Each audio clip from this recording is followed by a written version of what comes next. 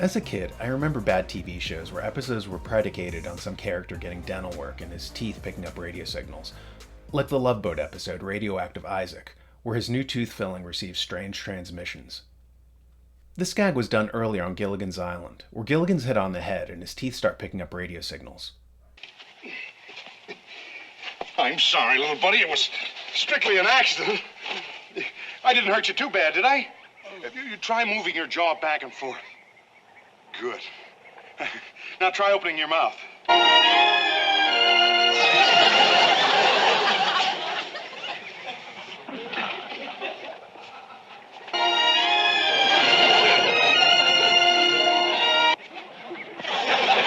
Good.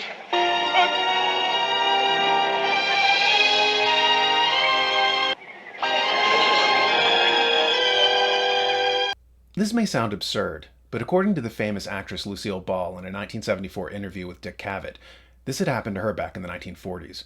The famous column The Straight Dope explored this strange topic and uncovered several documented cases, such as, in 1961, a 12-year-old Chicago boy had his missing front tooth replaced with a cap held in place via a brass wire.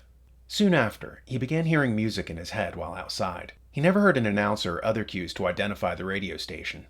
The phenomena stopped a year or so later when another dentist fitted him with a cap that had no wire attachment. In 1947, a woman in Chicago heard radio signals for about 10 minutes while she rode a train from Cleveland to Rhode Island. She heard commercials in an announcer's voice, but not clearly enough to identify the station. She did have silver tooth fillings, but could not recall if any of them had been replaced prior to her trip.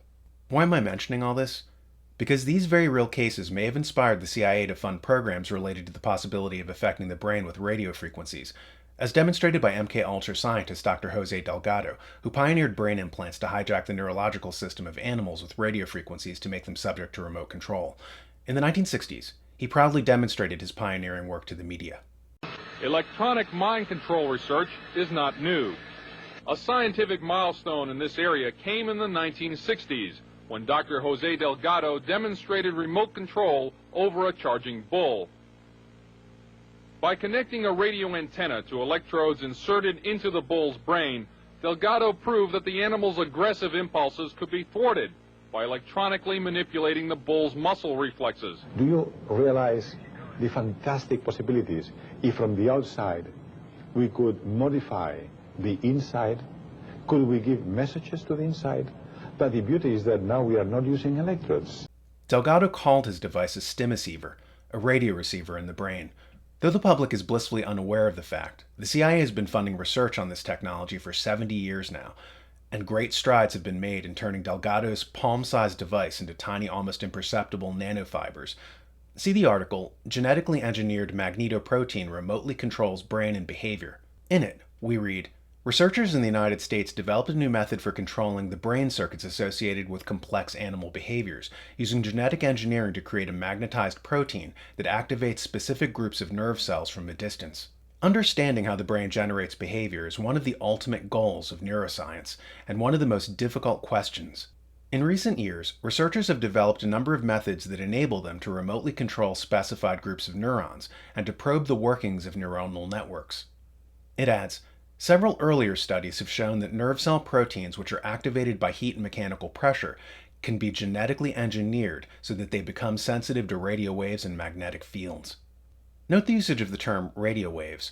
This goes part and parcel with the Independence article, disabling parts of the brain with a magnet can weaken faith in God and change attitudes to immigrants, study finds. We read, a joint team of American and British scientists have discovered that powerful magnetic pulses to the brain can temporarily change people's feelings on a variety of subjects, from their belief in God to their attitude to immigration. The study, published in the Journal of Social and Cognitive Affective Neuroscience, saw scientists use a metal coil to create strong magnetic fields around certain parts of the brain. The non-invasive practice is called transcranial magnetic stimulation and can be used to treat depression. It adds, in the second part of the study, students were asked to read two letters written by immigrants to America, one which praised the country and another which criticized it. Again, the text of the critical letter was taken from another study that proved it increased stronger feelings of loyalty and bias towards the subject's own ethnic group, at the expense of the other. The students were then treated with their respective doses of TMS, with half receiving a dose capable of severely lessening activity in the threat processing center of the brain. The collected results showed a marked difference in attitudes between the two groups. So what we have here is a technology that can not only get you to like who the elites want you to like, but also attack who they want you to attack. A clearer experiment was performed with cats. In this classic example, the hypothalamus, the rhythm maker, was implanted with electrodes. Could it be responsible not just for rhythms, but also for rage? The switch is turned.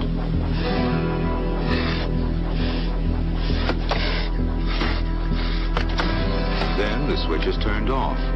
So indeed, the hypothalamus does control certain types of aggression. One of the biggest proponents of turning humans into cyborgs is Elon Musk, who wants to use satellites to carpet every square inch of the planet with radio waves.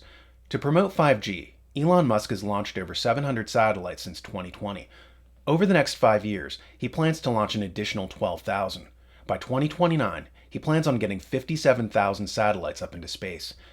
It's all part of the Internet of Things, whereby your house will be controllable from space, as is your car, your TV, your fridge, and to judge by the emerging technology of transcranial magnetic stimulation, anyone with a receiver in their brain. Why this is concerning is that Musk is also a huge advocate of transhumanism, with his Neuralink company advancing the idea of plugging chips into people's heads. While there's no overt proof that he's heading in the Jose Delgado direction, there are people questioning the possibility of implants being sneaked into the public, especially people concerned with the fact that certain swabs used in tests appear to be squirming unnaturally, as if they're made of nanofibers and not cotton. You can see the unusual movement of the threads here. They pulled it out and put it under a microscope, and there's all these little black strands that moved towards heat and reacted with water. These weird black strands that seem to have a life of their own, making movements. Just absolutely horrifying. At first, one is tempted to dismiss the ravings of people drawing attention to this phenomenon, until one reads certain advances by Johns Hopkins University, whereby they were inspired by a parasitic worm that digs its sharp teeth into its host's intestines to create tiny star-shaped microdevices that can latch onto intestinal mucosa and release drugs into the body. Could such nanodevices be behind the movement of the swabs that are being inserted into the nasal cavities of patients? Well, if it's in your saliva, then all they have to do is swab the inside of your mouth like they do for a DNA test. But no, they take these long Q-tips and they stick them all the way back, almost into your brain. They stick them back to the back of the nasal sinuses and then they twist them. All right, here's what they're doing. First of all, there is a very thin plate of bone that covers the brain between the brain and the nasal sinus, and it's called the cribriform plate. And every doctor knows about the cribriform plate. All right, now the cribriform plate has some openings in it where olfactory nerves from the nose, go through that plate into the brain, and bone, this kind of bone in the cribriform plate is porous anyway, so substances can go through it. So when they take that swab and they put it back there and twist it, what they're doing is depositing things back there. This, you can't see this, but this shows that they have nanoparticles that are actually on the ends of the Q-tips that they're putting in there that can get into your brain. They can be hooked up to the cloud. This all sounds so far-fetched to the average person, which is why we're chilled by articles like Wired's Why Elon Musk's Transhumanism Claims May Not Be That Far-Fetched. The subtitle is, The Tesla and SpaceX founder warned that a future where AI is smarter than us will be dangerous, and we must all become cyborgs to survive. Over time, I think we'll probably see a closer merger of biological intelligence and digital intelligence, Musk said at a Tesla launch in Dubai, according to a report in CNBC. It's mostly about the bandwidth, the speed of the connection between your brain and the digital version of yourself, particularly output. Bandwidth speed?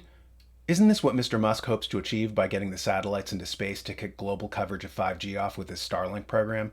Starlink is set up to interact with his Neuralink brain implants, but perhaps the implants have already begun, which is why some people are reporting that subsequent to medical intervention, they're giving off 10 times the rates of normal EMF readings.